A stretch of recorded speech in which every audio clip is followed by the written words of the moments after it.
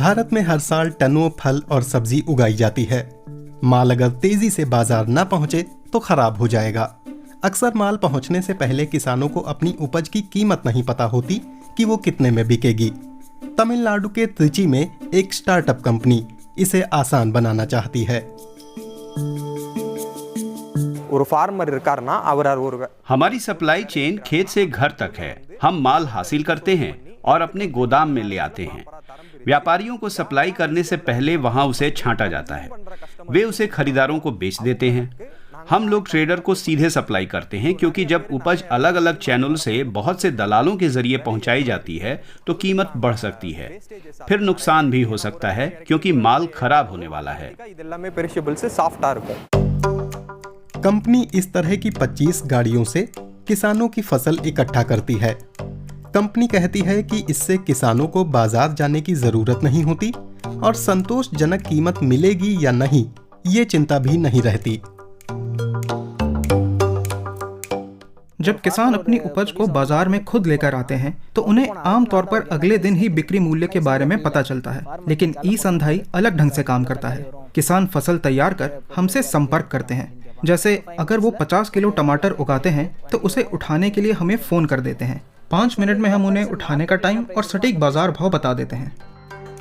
Startup किसानों को न्यूनतम मूल्य की गारंटी देता है। उसकी गणना डिजिटल उपकरणों से की जाती है।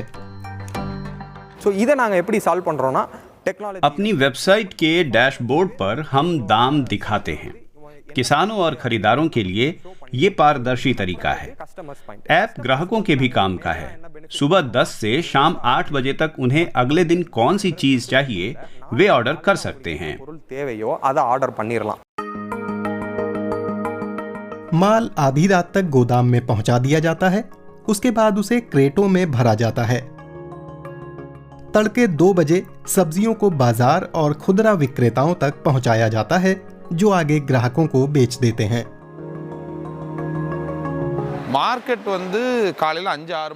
हम लोग बाजार खुलने से पहले माल पहुंचाने का लक्ष्य रखते हैं।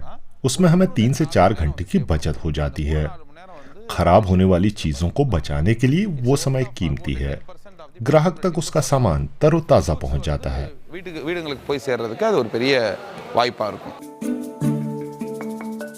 स्टार्टअप करीब 1200 किसानों के साथ काम करता है।